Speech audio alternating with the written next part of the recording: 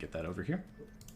And Orcas, I would say, punches up higher on average. But Bell, you saw the Rumble match performance. He's been quietly making quite a name for himself this season, putting in great performances when he's able to pick matchups that he's favored in. Fair. Yeah, he really cooked us with that one. That was a scary matchup. Yep, good use of cooked. Love the Rumble jokes. Yep, Alawi ban, Twitch, and the Aurora Zed. So the Zed, I believe, is a targeted ban against Frostite. If you look at their match history, it's debatable to call them Zed one trick in the jungle, even though last week they were coming in talking a big game about Lee Sin. Okay. I'm curious to like how effective Zed jungle can be in a competitive game, but I respect not wanting to deal with it if it happens to be randomly cringe. Yeah, it's the kind of thing where it's got a high skill ceiling, right? But you also never get to practice against it, so it can catch you off guard. So it can be nice to just take it off the table. Same with the Aurora. It's just a safe pick that can trade really easily and stay super safe. And Braum taken away from DMJ as well. That's a favorite pick for Chestnut, and definitely not as... you don't see Jags pick it up nearly as often. And the Caitlyn coming through, both as I think, slightly a comfort pick for Inferno. Jin is up here, and Inferno not taking it, but Caitlyn doubling as a takeaway from our Sexy, as Mundo locked in for Plague. I actually like the Mundo response quite a lot. They're saying, like, you need to pick more DPS in this game. If you don't do that, then you have, like, a scaling condition timer for the Caitlyn. Yep, and the Seraphine, the classic for Zon Plague at this point, I believe this is the third match we've seen it this season, and that death ball that it creates, and I totally agree, Dr. Mundo, the carry killer, you know, it's a stat check, and if you don't have the damage, he's going to run you over. Wukong, good response. Do you think that we're seeing, like, a Wukong flex to match Mundo flex, or is it likely that they're going to specific lanes here? I don't know what Frostide plays in the jungle too much, but I'm expecting this Wukong to go into the jungle. I would be kind of surprised if Ballistic picked it up. Fair. I guess I love this Galio pick, actually. It's really nice for us. We have like, this really cool front of forming. Yeah, and it's like unconfirmed where the Galio is going as well. So we've only like the one pick that we spend on blue. That's like for sure where it's going is like super able to switch between what kind of compositions it wants to play with, and then everything else is sort of up in the air about like where they want to spend tempo, where they want to like move units on the map. Yeah, they invested that first pick in a place where they know they're not really going to be able to get counter picks too hard, and they choose it as a takeaway from Zon Plague. This Seraphine also a flex for them in addition to the Mundo, but now with Nasus locked in, it should be Mundo jungle, right? It could theoretically be Nasus support, but I think it's much more likely to be Mundo jungle, yeah. Yeah, I would probably put my money in that direction as well. And a Nautilus taken away. So Jags, one of Jags' favorite picks. I think he looks quite good on Nautilus. Thresh still available. Yeah, Thresh Seraphine, not a really prominent lane if the Seraphine goes to the bot side, though. Yeah, I don't think the value of Thresh is very high in this game, just because, like, Lantern doesn't do very much for you, and the pick potential isn't super important when your team's idea is to just run people down anyway. Totally fair. I really want to see like another DPS pick come out of Demacia though. If we can't get something that can shred through both Mundo and Nasus, assuming it is tank Nasus top, that is really scary, especially with a tanky champion like Swain in this game. Could this be Swain Seraphine? Could be. Hui coming through for... So this should be Luel Hui with the Galio bot lane for Chestnut. So this is going to be Galio Caitlyn bot side with the Wukong jungle. We're looking for top lane last at a DMJ, based on my understanding. Yeah, it looks like. I don't super love the Galio matchup in Demundo, so... I'm liking the Caitlyn Galio so far, though, with the idea that it could be Sarah Swain. Like, the Galio kind of just sits there and, like, counter-engages, but... Oh, interesting. Ooh. Shen buffed twice in a row after the batch came through yesterday. So it's a strong top lane champion. It's not what I would... I haven't seen Bell put a lot of games in on it, but this champ is strong at the moment. How do you think Shen is matching up into Nasus right now? So Shen's really like strong lane bully, especially into tanks with the % max health damage on the Spirit Sword. So I can see it taking control of the game and offering some like ability to cut through the tanks that they were missing. I'm not sure if it's what they needed in this like position. Is my worry. The last pick Jin comes across for the Zon Plague. So the Caitlyn first pick for DMJ, and then Ace's Inferno. Last pick counter for Zon Plague. Let's see how these lanes settle out. So this is probably Nasus top, with the, I'm thinking Mundo jungle, Swain mid, and then Seraphine Jin bot. Yeah, that makes sense to me. That looks like the shape of it. I don't think Swain matches up great into Hui, but it's not the end of the world. I would rather have the Seraphine into Hui personally, but it's completely up to player comfort. I think either way, blue composition, like Demasia's like ability to counter engage is really strong, and they have better engage than ZAP does as well. And in exchange, ZAP is just so tanky that like they can make positioning mistakes on their engage and just try to play through it. Yep. So it's going to be a really interesting slugfest if we play that. Wrong in the skin game. Good luck to both of our teams as we load onto the Rift. Love the level 19 play. That's a lot of games on a champion. That's pretty new. Yep, it's definitely a favorite pick for Simon. He's played quite a bit of it. Let's see, anybody forget to buy items? We have a tier start coming out of Spike, so definitely looking to... He's in line with the ZAP win condition of play past 40 minutes, as we've seen them commit to so much during the first round robin. 5-point defense, a little bit of dancing, a little bit of emotes.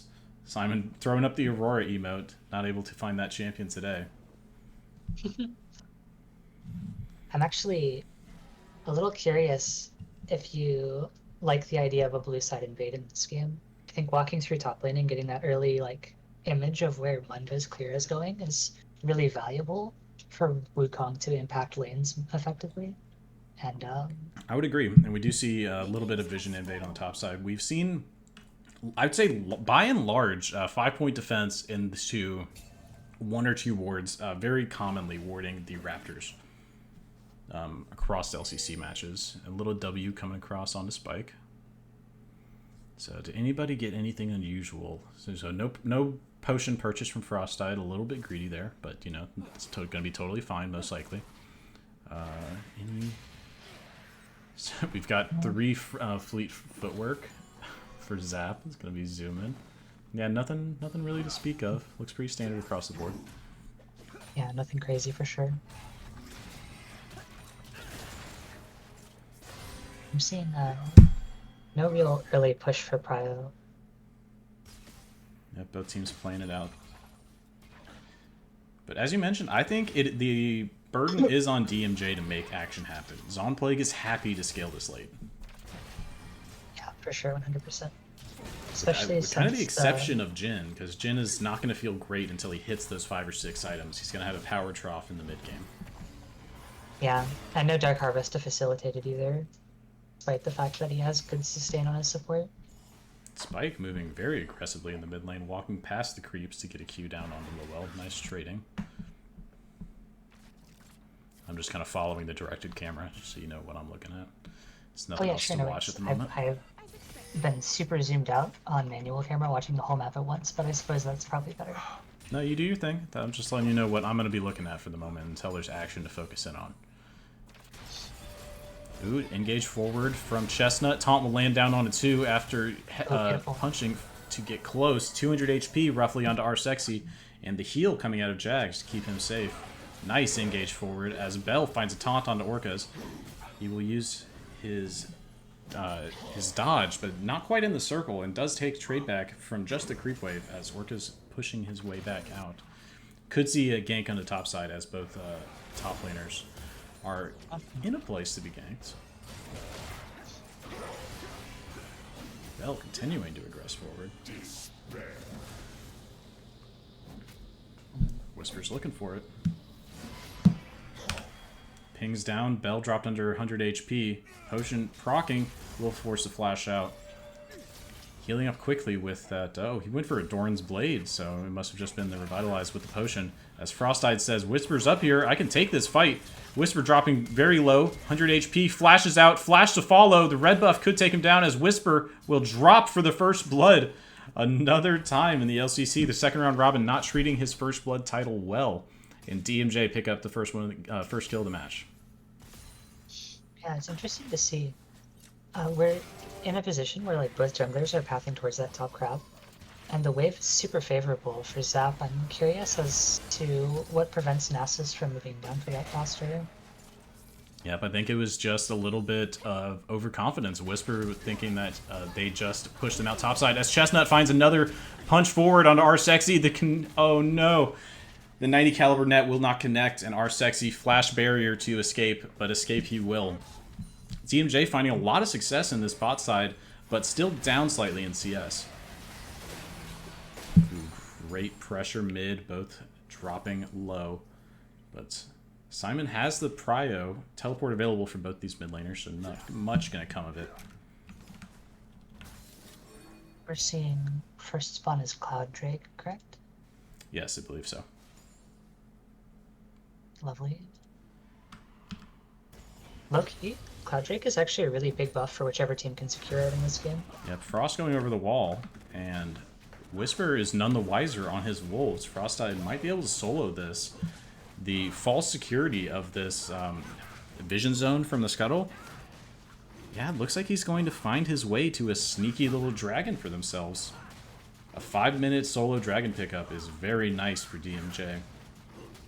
And it's enormous because that it's a Cloud Dragon as well in this game with so many melee champions that want to run forward on the side of Zon. Yep. Denying that is like humongous. Huge pickup, and we see Chestnut going out from their reset up to the top side. Whisper already positioning around these grubs. Simon has prio. I'm expecting DMJ to collapse onto these grubs as they spawn in the next 10 seconds. Whisper is topside though. Is Jags having like the move as well influence, I think? How do you feel about the 4v4? I think the 4v4 could go either way, but Bell has been dropped low. He does have a stand united, so even if he resets, he can join the fight. But it's some nice pressure as both the supports start moving back to bot side. Chestnut now roaming back across to the top side. Lowell resetting, and Spike has just burnt his teleport to get back to the mid lane. So I think nothing will come of it quite yet. Let's get a bit of a zoom out as the rundown onto Bell on the top side. He's dropped quite low. Whisper with the re-engage. Orcas and Frosteyed and Chestnut are going to find themselves surrounded by 3, but able to walk out safely. Frosteyed still level 5. Whisper the same. But it appears that Zon Plague may be able to brute force their way to this set of grubs as Bell is taken down. Stand United still available. They could choose to re-engage on this, but happy to just walk it out, I suppose, and look for a bit more scaling, perhaps wanting to commit towards the dragons and go for the second spawn of grubs with a better shot. Seems reasonable. This is the second or third time we're seeing Bell have trouble with the Shun W placement, where like Q is activated just before you engage with Shadow Step, and then activating the W immediately before Q comes back off cooldown. It's tricky when you're not used to it, but yeah, it's a good point. For sure. This is like a first time we're seeing him on the champion, like growing pains kind of idea.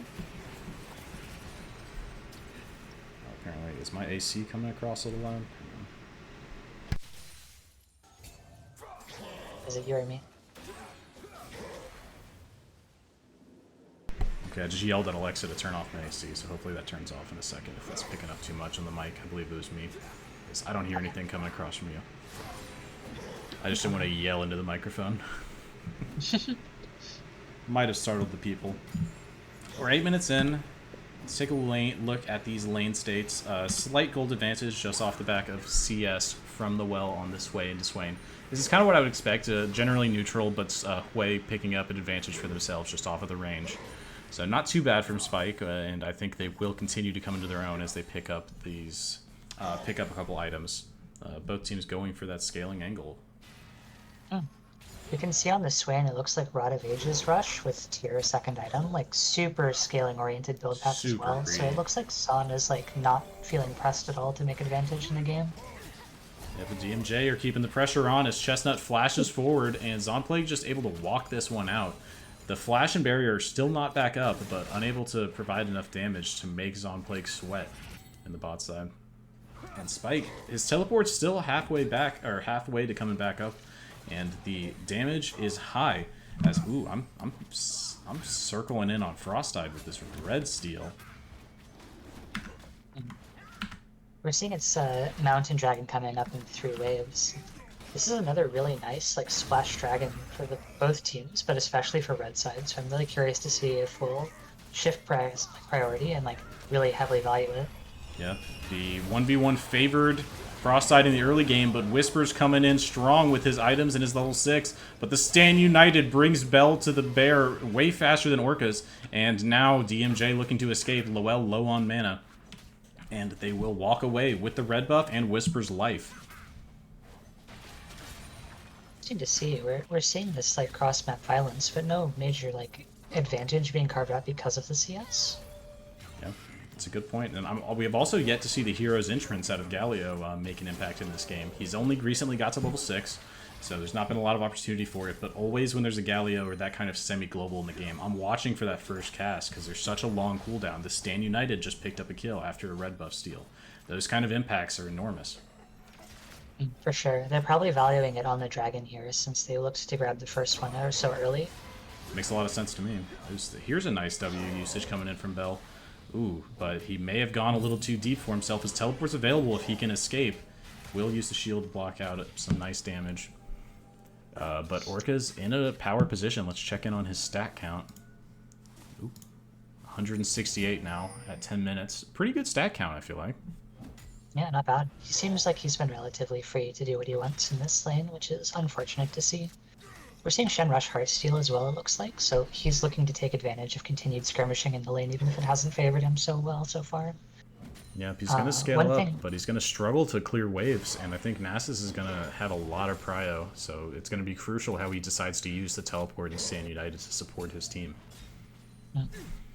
One thing I particularly like in that matchup is like getting early armor, especially like just a throwaway like Bramble or early Tabbies to shut the Nasus' trade back damage down. It gives you a lot more like footwork to create HP advantage in the lane and then be able to move Elder Warriors. Yep, as Orcas is looking for the finish. No, target champions only was off, and he Q's the tower. Bell dropped just about 200 HP, and Orcas is looking for it. Bell with the level up, I believe, finds some HP for himself. Almost leaves the tower, now running back in, as Orcas not tanking it and will find a kill for himself. Void Grubs will go over to Freljord Frost as well on the play. Whisper finding them out, but Frostide has his team for backup. Chestnut and Lowell on the rotation. Orcas picks up the 1v1 solo bolo, but the objective still goes over to DMJ. And that's feats for DMJ, right? 3 kills and 3 neutrals. Oh no, second dragon went to... It's only 4 grubs over to DMJ. Oh my goodness, almost a pickup there from Simon. Well played, but just not quite enough damage. And we're seeing Blackfire first in this lane as well, which is really fun. Looking for damage on the Jhin, the Seraphine, the Swain before the tanks, so more pressure on Wukong and Caitlyn to perform. Yep, and that Blackfire Torch, I think, in my eyes, it encourages long fighting. When you're a mage, you want to get that stack up of the burn, get that extra AP, and you want to fight it long. Which, on a champion like Wei, is very reasonable, especially with his QE. Chestnut looking forward again. Encore comes out, double charm lands, root, and ZAP will manage to walk away with a nice little trade for themselves. Our Sexy quite low on mana, same as Jag, so I'd expect a reset to come through. But no objectives spawning for a little bit, so both teams have some time to play with. Unfortunate reset time for bot, having to leave on a non-cannon wave at neutral. Very much so, but our Sexy looks like he's going to wait it out. He said there's no objective, I should be able to stay safe here. I'm going to decide to greed for it.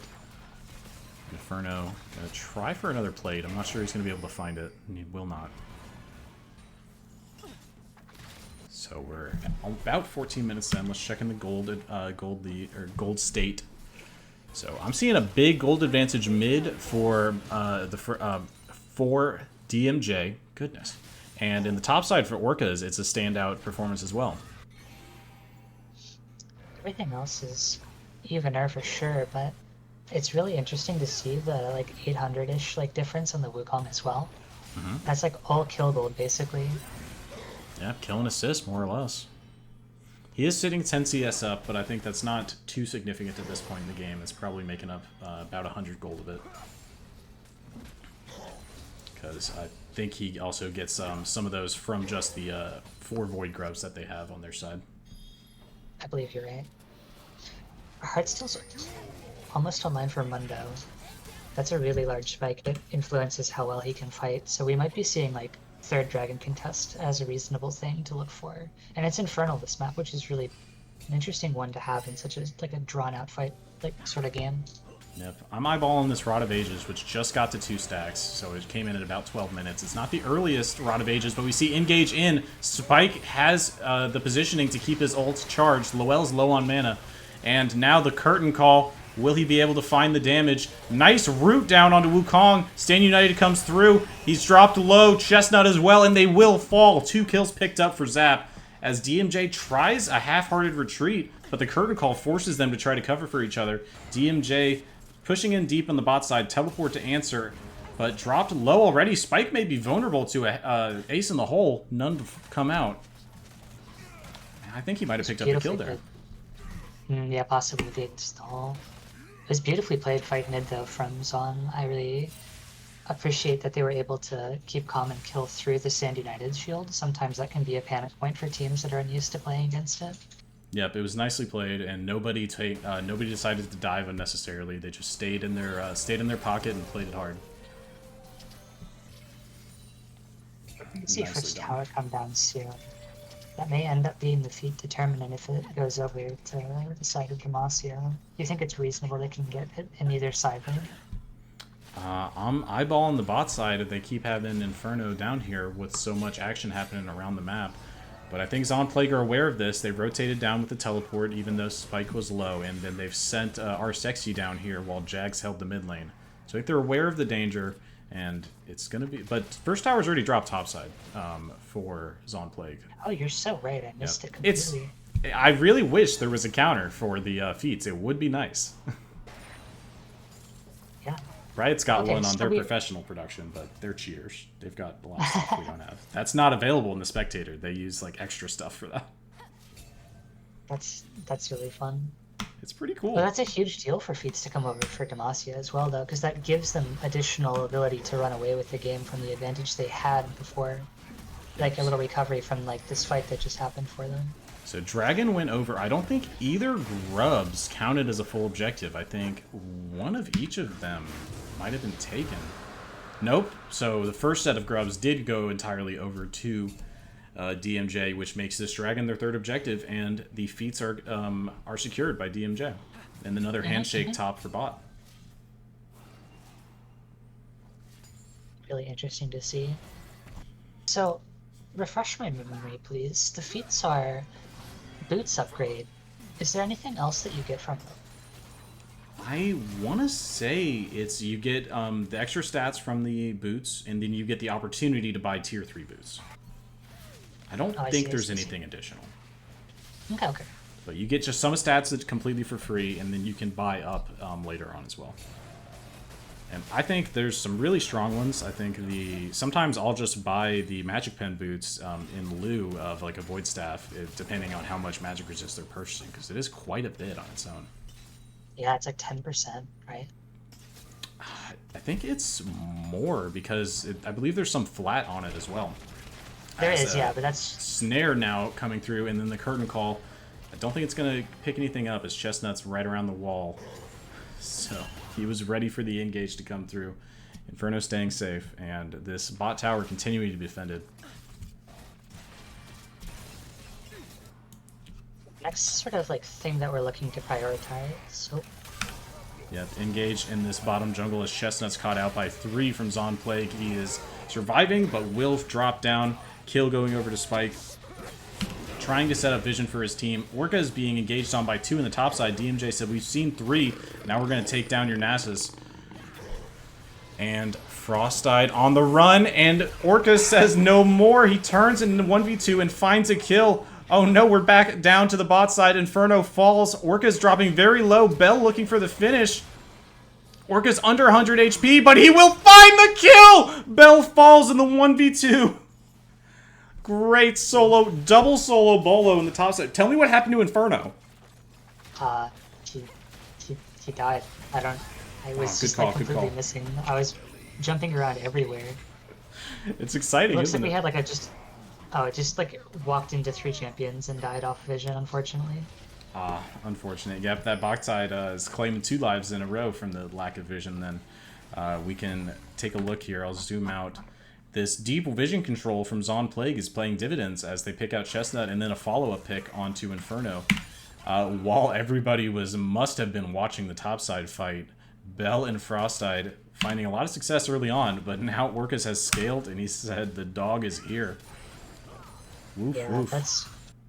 that's really scary from the side of Demacia. Like, our anti-tank tank is falling behind like heavily into the matchup against Nasus, and we don't really have itemization from the rest of our team to cover up for that like lower than expected damage. It could end up being a failing point for them this game, which is something they need to shore up like immediately in their itemization. Like, interesting idea that I see. How do we feel about the first item collector on Caitlyn in this game? First item collector. So this seems... He's got lethal tempo, though. So I don't really love it. He's got no kill pickup so far. There's not been a lot of kill opportunities presented to him. And he knows he's going to have to kill a Nasus and a Mundo. So I think a collector's not the move in my eyes. I feel similarly for both AD carries, where I want to see like more crit oriented. Well, I mean, obviously it gives crit, but like more crit attack speed, like focused like damage in this game. If we're going for a pen item, even on Jhin, like something that has Giant Slayer, it feels like. Absolutely. It looks like we're going to have an IE come second for our Sexy quite soon. But I think collector shouldn't be in the game. I think that's a lame item, personally. It's definitely a bait item sometimes. I just think if you're supposed to have an execute, it would be in your kit. You know, that's reasonable. It's partially why some of the champions that use collector best feel the least healthy with it. Like the Kindred with collector combo is absolutely vile when they get snowballing. Feels bad, especially because you can proc it by just dropping your zone, and then Wolf can pick it up for you. Yeah. Rift Herald drop bot side for this Nasus. Nasus sitting on 489 stacks now. As he pressures in, drops his ultimate, not even at the tower quite yet. But he said, bring everybody, because I'm ready to rumble. 700 gold going over to him as the tower falls. Whisper coming to back him up. The clone drops. The Cyclone drops. And Orcus walks away, happy, taking the tower. What a manly play. I'm seeing Zon look like they're more in form compared to the previous week in this game. They're playing really well controlled in all of their fights. They're not like making silly risks. Like, they may have lost out on some surprise early like advantage, but I haven't seen them like make the sort of like slip-ups that one would expect from a team that might have lost their confidence off that first loss of the season. So this is really nice to see from them. That's a very good point. They're definitely keeping their composure. They're not overplaying their hand. They're playing it incrementally and making sure they move up their vision. I'm loving seeing the push in from the side lanes. This Nasus has had all the room he needs to farm. Checking on the stacks again, 519. You got to bring the whole crew to take down Orcas. Yeah. Speaking of a dead man's, which did see a nerf, but I don't think it's going to come. I believe it was just a slow reduction, so it shouldn't matter too much here. The slow reduction on the auto attack after it's fully stacked. Oh, was it only on? Or the slow reduction stat? I think it's the slow reduction stat on Dead Man's Plate was nerfed yesterday. Gotcha. Well, Swifties plus Dead Man's probably is still plenty slow reduction. Yep, should be plenty, as we see Whisper picking up one for himself. They just want to get in there and put the pressure down onto Luell and Inferno, because if those two fall, there's definitely not enough damage to finish the rest of the team. Luell finishing Leandri's soon is going to be really we'll see a good indication of how the rest of the game will play out from that, I think. The next fight that happens after that item is finished. Yeah, Frostside looking to engage down on the spike. Zappy has not rotated over yet. Jag's moving, but he's under half HP. As DMJ continue to defend their mid lane tower. Zon unable to open it up quite yet, but as we have to keep our eye on this Nasus in the side lane. The dog has been unleashed. Yeah, he's one hull breaker away from being unkillable, I think. Yeah, I'm scared and I'm not even on the rift. A champion getting banned for free in the next game. Nobody was going to play it. We just don't want to see it again. It'll just make me feel better. One thing that's been very interesting to me this game has been how little interaction we've really seen around the Lowell Spike matchup in the mid lane, where we have these two mages. One has like mid-range interaction and like long-range utility, and the other one has long-range wave clear. And we haven't seen a lot of like plays stem from either of them. They've just sort of been accruing resources and a lot of trading back and forth, but not a lot of aggressing off of it. Yeah. I really like to see from mid laners like a use of like that wave like control to create advantages around the map instead of being centralized. Especially when you're playing a more utility oriented mage like Hui or Swain. Would be a thing I would like to see. Frosteye going forward, Cyclone down onto Arsexy. We have the hero's entrance to go deeper, and Arsexy will fall. Great pickup. Shutdown going over. Jax will be the next target. He will drop. Whisper drop down to half HP, but this is a Mundo. 4 rotate over for a fantastic engage in the mid lane. DMJ was holding their tower, and now they managed to pick up 2 for themselves, but they have to rotate quickly to defend their top and bot side. I don't think Caitlyn's enough to stop Nasus. I think he just ignores her and like beats the tower. I think so as well. But the mid lane tower falls. Whisper trying to defend, but I think he may have bit off more than he can chew as he dies. Blue turret dying, tier 3 in the bot side, falling to Orcas. Orcas sitting on 663 sacks. It feels like every time I look at him, he's picked up another 100. Yeah.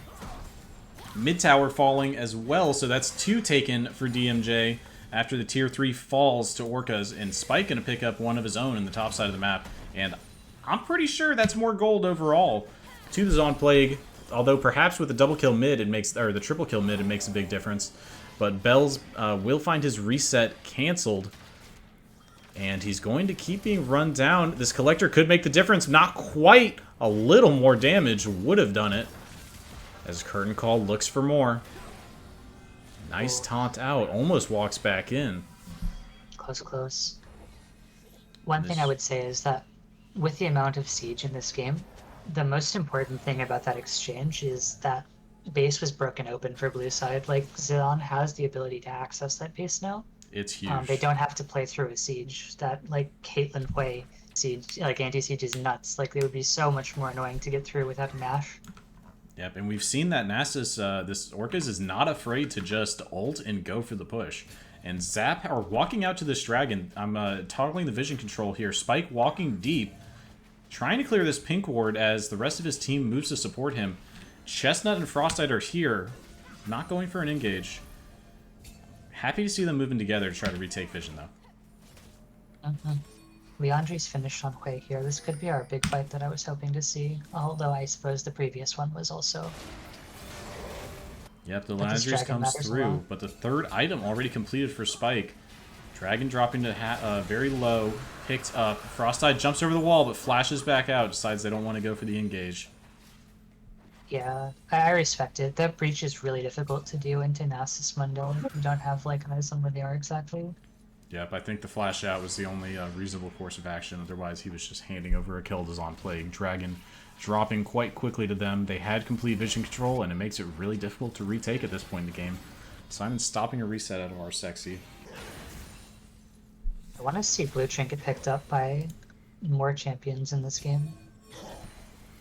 Very true. Only picked up by Arsexy thus far. Yeah, thus far. I want to see it on both mid laners, both AD carries. Yeah, that will really help a lot. It's definitely time. You can start buying it at level 9, and I give you people a bit of leeway, but at this point in the game, you definitely want that so you don't have to face check into these areas. For sure, for sure. As 4 members of DMJ rotate up to the top side. ZAP on the back foot, rotating over. But no creep wave available. They should be able to make it here in time. And this leaves Inferno and Orcas in a 1v1 bot side that I think we all know Inferno has no capability to win. Encore comes out, does not connect. Curtain Call to follow. The tower dropping. DMJ forcing their hand. Taunt down now onto Jags as Frosteye drops low. The stats stick out of Spike and Whisper. Will manage to just burn them away. Tower falling, but investing 2 lives to do so. Teleport from Orcas, I think, is going to be quite merciful from Zon play, as he definitely could have forced that inhib in the bot side. Comes up to secure the Otacon. Yeah, Otacon into Nash is huge here if they look to see it. Like, Otacon into Nash, into reset 1-4, 4 top, 1 bot.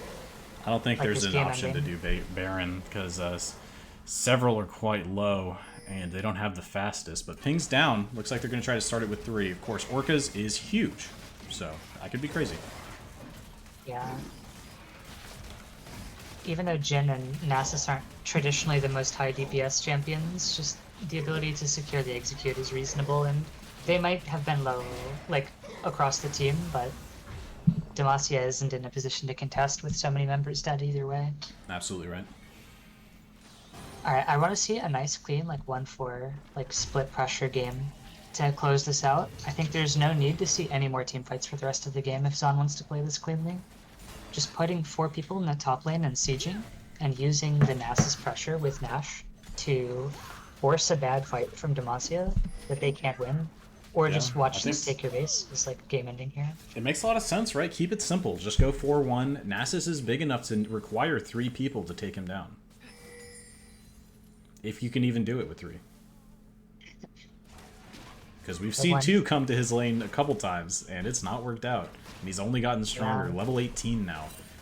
Spike as well with his Rod of Ages to assist, but the Orcas is probably the scariest man on the map. Mortal Reminder is built with Last Whisper plus Executioner's Calling, correct? I want to say it is. Because that's an interesting choice from the Caitlyn to not go for something like Lord Dominic's in this game, and let the anti-heal be enough from the Shen from this way. Yeah, I think it's an unfortunate reality that you just have to rely on it, and you need to keep both carries alive in the fight as long as possible. Because yeah, Inferno's gonna have to get through Whisper on the Mundo. He's gonna have to get through Orcas on this Dead Man's Plate. Terrifying topside Nasus, who I believe is picking up a... What is this? He's got a Giant Spelt Chain Vest? I was going to say Randuin's, but that's not Randuin's. Fire Cape? No, that's not. What's he buying? Second Dead Man's Plate just for fun. You know, you could be onto something. It's not Hullbreaker either, I don't think. Biggest split that it's not the 4-0-1 split that we expected, but it's just a good old push down of the 2 lanes that they have not opened up yet. Choosing to not pressure this bot lane inhib. How do you feel about that? It's not my favorite, but it's not like the worst like opportunity cost, basically. Like, you can still reasonably expect to siege through them with Nash in 2 lanes. It's just that because these 2 lanes are closer together, you end up in a situation where it's easier for them to rotate back and forth, so your execution has to be better in general, and there's a lot more room for error, especially in a game where, like, Demacia just needs more time to get their damage, like, able to actually kill these tanks. I think it's playing too safe, almost, if that makes sense. Yeah, I think I like the 4-0-1 angle. I think there's definitely, they've got the power to work around it. But that said, this power, I'm stuck paused on the top side tower, so I'm watching Orcas, and I feel like he's about to walk up and give it a good old auto Q to finish it off. Yeah, womp womp. Yeah, I've got a call in from Matt in the chat. This is probably going to be a Jock show, and I think that could be a pretty good call. Yeah, Jock is very reasonable in this game, especially considering Leandri's optimization. It's definitely the first signs of Randuin's for Ballistic. I don't know that I love Randuin's, even though they've got the R-Sexy with the definite crit build, but he's just going to struggle to get that Randuin's into an effective place. It's just a tough spot when you're this far behind on a tank. You need way more itemization than you can afford. Yeah, at this point in the game, it's very challenging. It doesn't look like it's that much of like a blowout position, but it's just very difficult to come back if like the control is played well with Zon. Yep, they just keep those health bars high and only team fight when they find an opening. I think it's going to be quite oppressive. DMJ hoping for some slip-ups that is on right now. It is closing out a little faster than I was expecting for Zon's side. Oh, there you go, womp womp. He didn't even need the auto. He just straight keys it. And the other tower falls. So yeah, they just decided to go to the lanes I think that are closest, and they forced down all 3 towers, or the last 2 towers simultaneously. And now they will pick up the inhibs. So this could be a tutorial ending if Zon keep up the pressure. I'm paused as well. I'm paused too. Yep, Orcas and Whisper being sized up in the top side of the map. DMJ have 4 in position, but I don't think these are the 2 you need to be engaging on. They need to be looking at the mid side. Yeah, for sure. Especially since Red can walk Jhin, Seraphine, Swain straight to bottom inhibitor from this, and then it's even harder to bounce back and forth. I'm still trying to defend this top tower. There's 3 cannon minions, 3 Baron buff cannons, just ticking it down. Only getting 1 inhibitor out of this is a little feels bad, to be honest. I definitely can get that last, like, the top side one as well. I think they're just pacing themselves. I think they're definitely going to keep going back in for this. I want to see Bell, Simon. DMJ is in their own base. They have that defender's advantage. These inhibs are going to go down.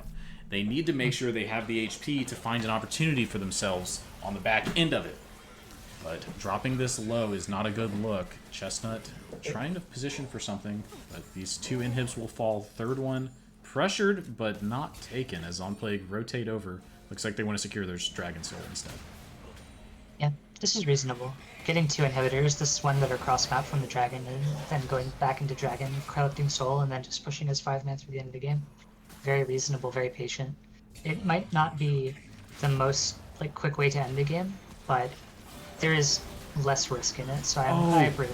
Frost must not have seen them there. He goes over so early and just falls as the Dragon is started. Beautiful to see. I thought surely he saw them in the dragon from the red bush, but they must have been just out of vision as they take the blast plant across and bait Frost into the engage.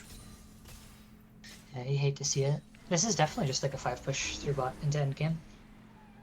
You can still Nessus top if you really want to, but... This is definitely a rough point in the match for DMJ. Hoping for some gross misplays that is on Plague. I think if they group as 5 and just shove it down, they're going to find a win here. Of course, you want to shove out your lanes, get that prio for yourself, set up your vision, play it safe, but I expect the end to come through shortly. That's the wonderful thing about cannon minions, actually, or super minions, actually, is that they will get prio on their own. Yep. They're like a champion of pressure in the lane that they're in, so having them just sort of pushing, the only reason you would want to go to them is to sync them up for a crash, which we are seeing from the mid lane and the top lane, but they're a little separate, so... Yep. This is the time where DMJ have a bit of an opening. They're split across, there's only 3 in the bot side, Whisper walking over here now, but Zonplague, this is the time where they're vulnerable. Yeah. This is the time to find that 5-man engage onto the back line and then hope you can still 5v2. Yep, this is where Frostside can look for a dash forward with the Cyclone into the hero's entrance, trying to buy themselves some more time. But you give them an inch and they're going to take your inhib. As here comes the Cyclone forward down onto R-Sexy. The hero's entrance to follow will not connect, but now the Encore lands down onto 4. The chase backwards. DMJ pushing deep but unable to find kills as the curtain call falls down. And 3 die, 4 down. Simon, the last man standing for DMJ, will try to defend his base, but this inhib will fall, and the Zonplague know no mercy. They chase down the #1 draft pick. The snare comes across, and it's a clean ace as Zonplague close this out. Yeah. You hate to see it, but that's just how it goes when there's so many tanks in the game sometimes. That's how the cookie crumbles. Zonplague will not fall twice in a row.